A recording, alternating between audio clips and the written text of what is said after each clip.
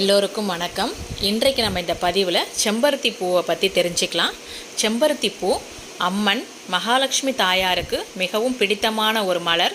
இந்த பூவை நம் பூஜை அறையில் சுவாமி படங்களுக்கு நம்ம பயன்படுத்திட்டு வந்தோம் அப்படின்னா நம்ம வீட்டில் பணப்பிரச்சனையே இருக்காது. நிதி நெருக்கடியில் தவிப்பவர்கள் தாராளமாக இந்த பூவை தினமுமே நம்ம சுவாமிகளுக்கு அர்ச்சனை செய்யலாம், மலர மாலையாக கட்டி சூடலாம். அதே மாதிரி செம்பருத்தி செடி வீட்டுக்கு வாசல் முன்னாடி நம்ம கிழக்கு திசை நோக்கியோ அல்லது வடக்கு திசை நோக்கியோ நம்ம நட்டு வச்சு வளர்த்துட்டு வந்தோம் அப்படின்னா நம்ம வீட்டை சுற்றிலும் நம்மை சுற்றிலும் நேர்மறை எண்ணங்கள் அதிகரிக்கும், எதிர்மறை எண்ணங்கள் விலகி ஓடும். அதே மாதிரி சூரியனும் சிகப்புன்றதுனால செம்பருத்தி பூவும் சிகப்புன்றதுனால நமக்கு அதிகமான ஒரு நற்பலன்கள் கிழக்கு திசையில் நம்ம நட்டு வைக்கும்போது நமக்கு கிடைக்கும்.